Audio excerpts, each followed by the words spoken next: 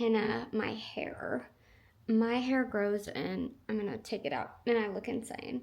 My hair grows in gray. So you can't, I don't know if you're gonna be able to really tell in this light. But my roots are just starting to come in and fade a little bit, and I really just do not like the way it looks when my roots are growing in. So I am going to dye my hair and I'll show you all how I do it. Just, I mean, it's not like a tutorial or anything. There's definitely more in-depth henna tutorials on here, but this is just how I do it, and it's pretty easy and works pretty well for me. So let's go do that. Okay, so I'm in the kitchen. I'm gonna mix together my mixture, but before I do, well, I changed my shirt. You want to change into a shirt that you like don't care about messing up. And old, this is my Hex Girls t-shirt, but it's really old and cracked, so I don't care about getting it dirty because it will stain your clothes. You can kind of tell. I just wear this one every time. But before I get started, I actually am gonna put a mask on. You do not have, oh, my cat's just come here. You do not have to do this part. You don't have to wear a mask unless you are allergic. So I'm not allergic like to the henna mixture itself, but I am because it's all natural. It's like henna and indigo mixture. But I am very, very allergic to there's tiny mold spores on indigo sometimes, and I'm very allergic to that. So I actually have, like, the following day after I henna my hair, before I realized this, I would get terrible, terrible headaches. And I know you might think, like, well, if you get terrible headaches, why don't you just use regular hair dye? But I have an autoimmune disease, and I have, over the past couple of years, had a lot of hair loss. And I found that when I started dyeing my hair again, I actually started dyeing my hair during the autoimmune of it all because I have gray hair. I had gray hair early in life, so I started graying when I was like 17 because my mother stressed me out all her life.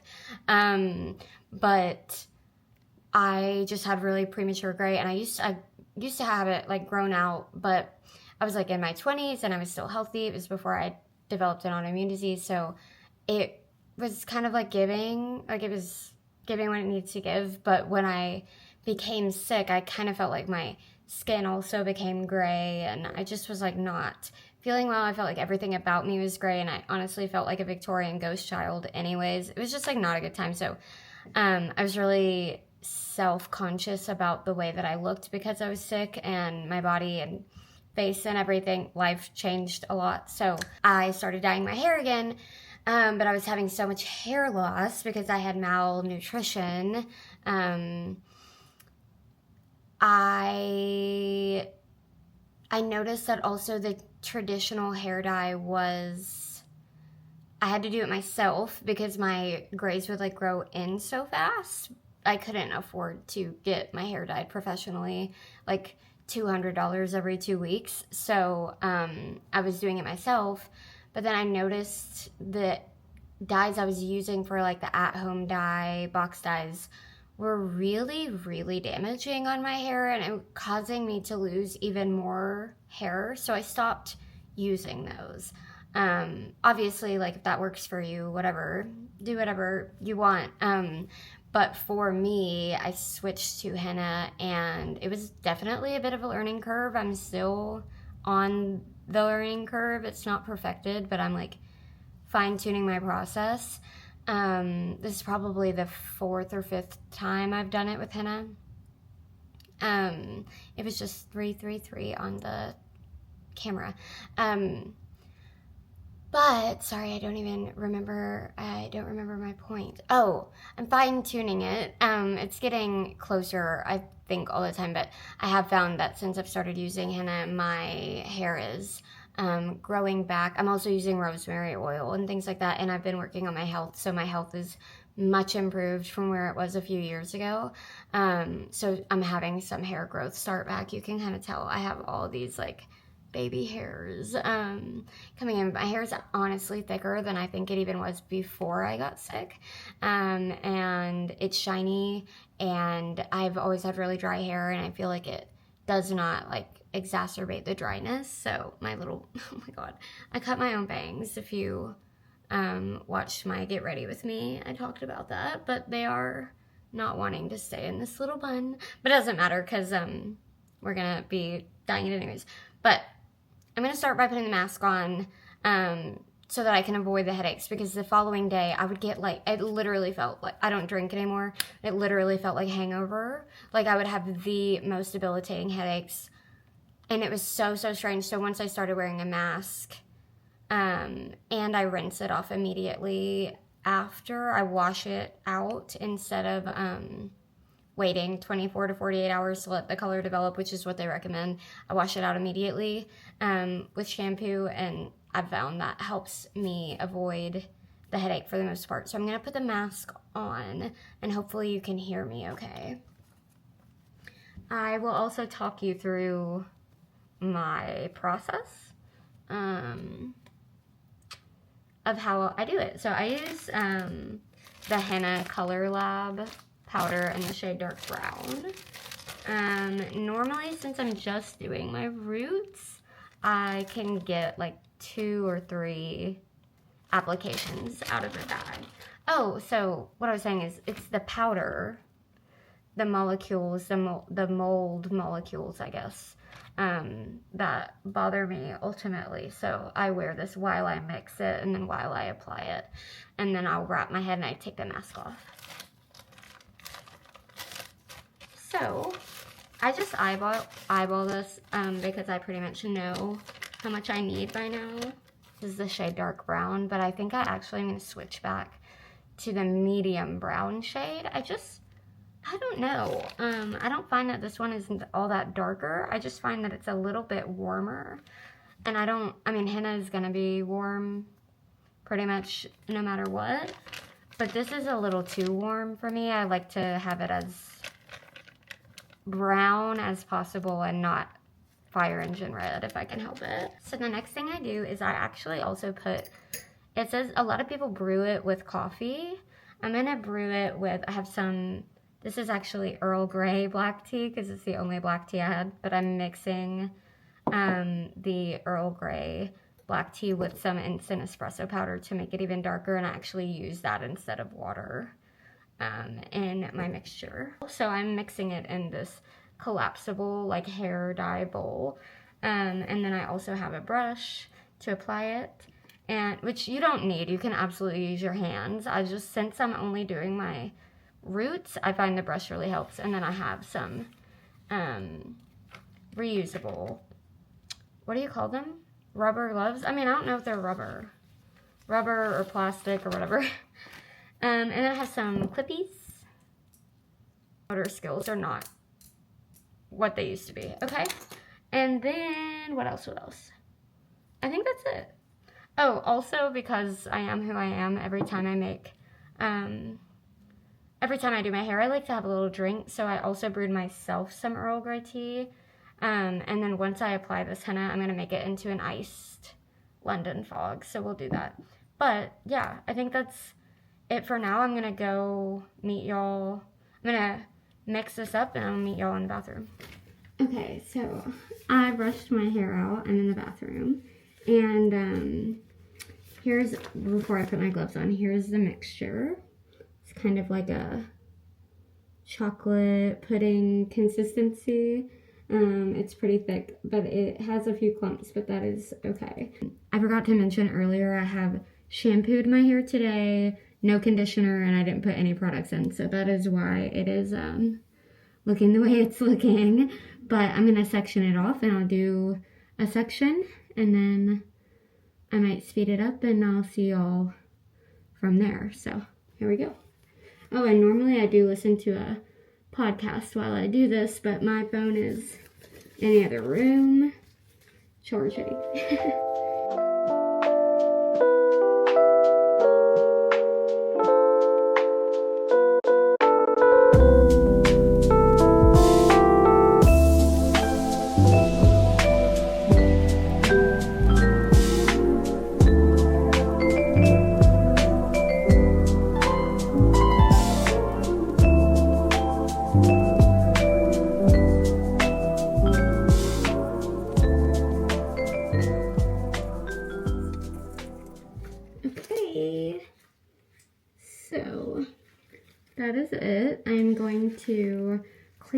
the sink and rinse out my bowl and then wrap.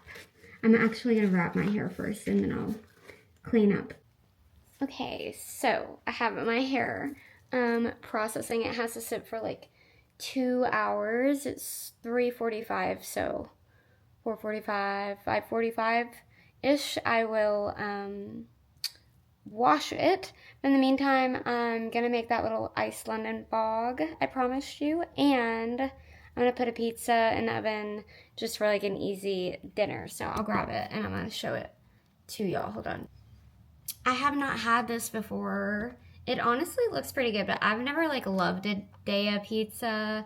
But this one is vegan and gluten-free, and it's this meatless barbecue chicken pizza. I don't know, with the oat cream blend.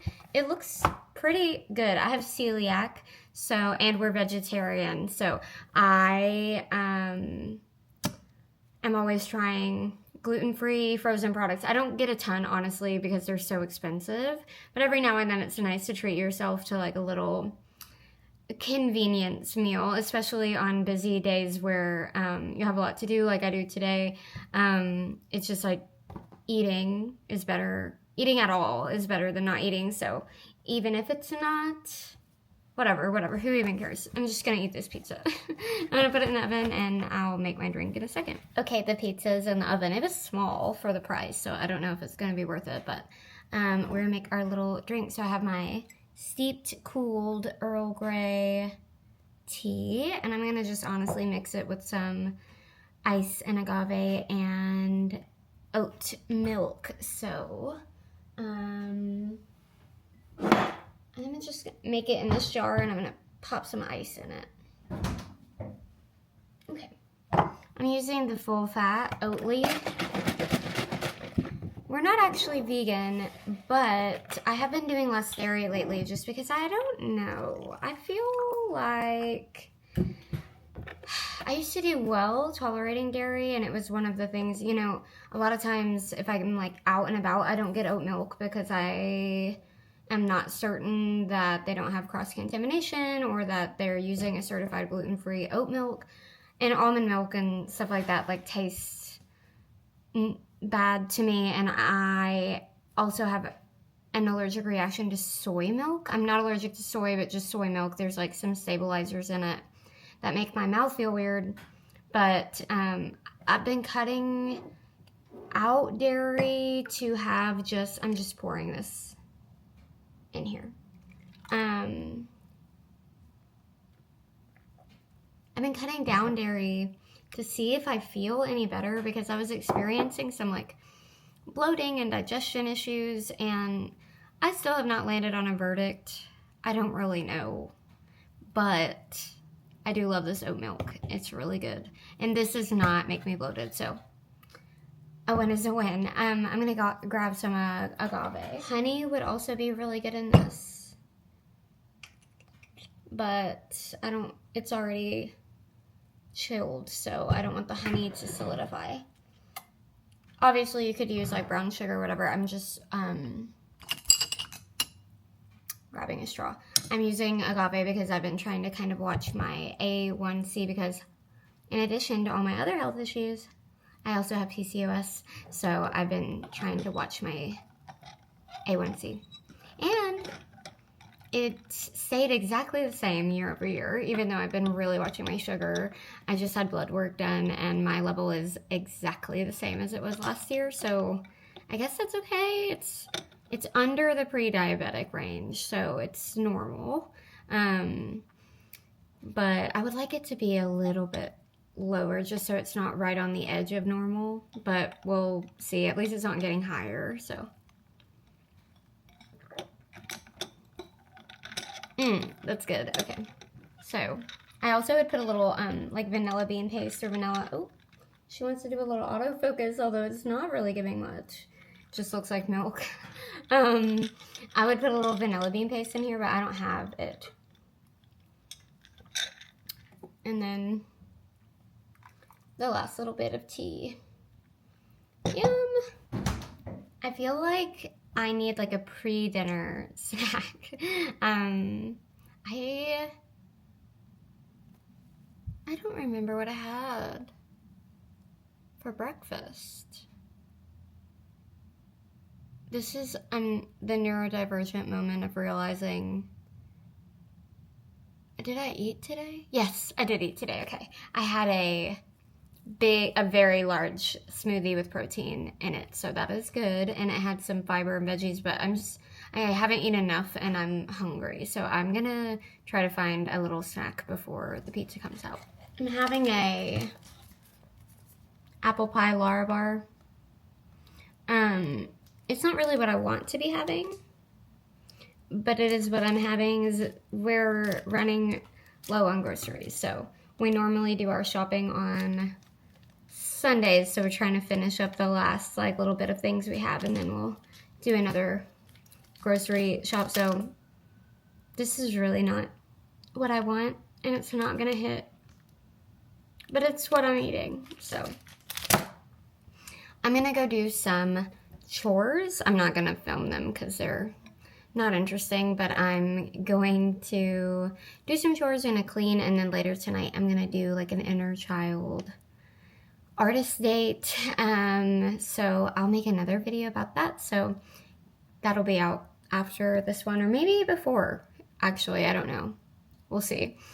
Yeah, so that's it. I'll see y'all later, I guess when I try the pizza and let you know if it's good, and then later after that I'll show you my finished hair result. Okay, this is what it is looking like. It's obviously not the most beautiful plating in the world, but I have it here and some ranch, and I'm gonna try it for y'all, so. Okay. Let's see. There we go. See if it's good. My spouse said they like it.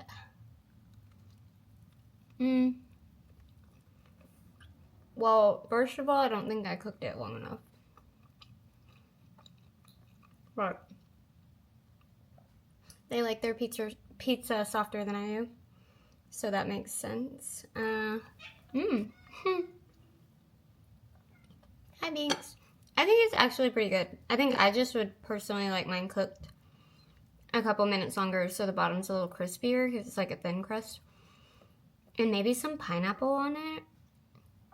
Like a barbecue pineapple chicken red onion moment. I think that would be good. Yeah, I'm gonna go eat this.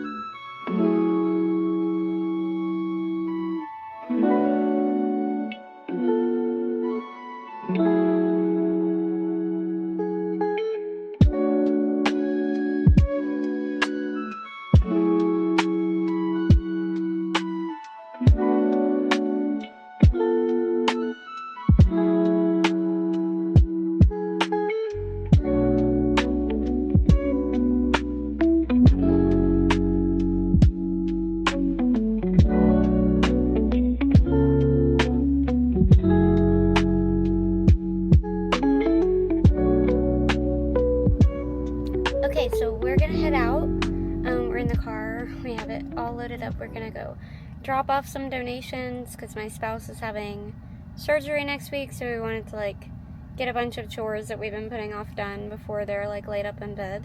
So we're gonna drop off a bunch of donations. We might go to like a little vintage festival today because our favorite coffee pop-up is there.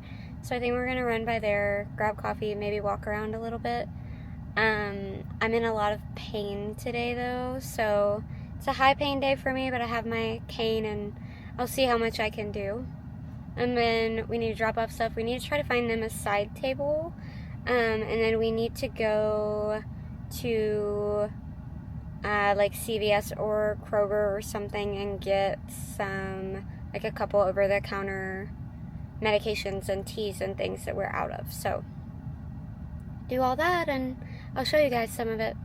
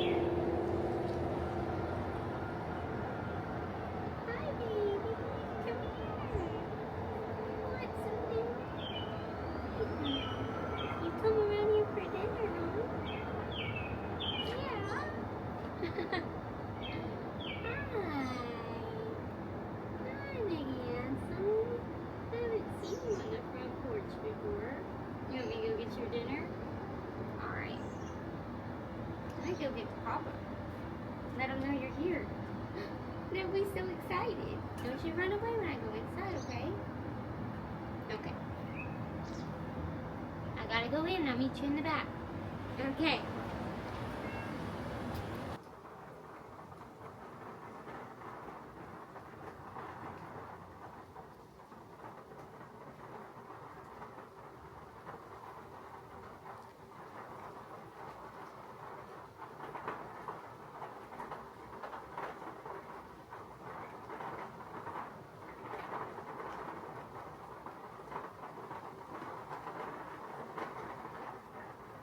Okay, I have to get my life together. My spouse had surgery 2 weeks ago, and their recovery was a little more intense than we kind of anticipated. So, basically I've just been like really in caregiver mode for them, and it's been like 2 weeks tomorrow. They're finally feeling more mobile and feeling more autonomous and able to like move around on their own and a little more independent. So it's time for me to shift back into my routine. I'm also neurodivergent, and I don't know if like any of you struggle with this, but I feel like it's like every like 3 to 4 weeks, like once a month, I find myself like completely out of my routine. I will finally be like, if I could just get my life together, then I can like have my life together, And I think I realized this morning I was journaling for the first time in 2 weeks and doing my morning pages, and I realized like, it's not that I can't get my life together. I can. I struggle to keep my life together. So, it's like actually sticking with that routine day after day, week after week, once I get it the way that I want it, is really, really hard for me.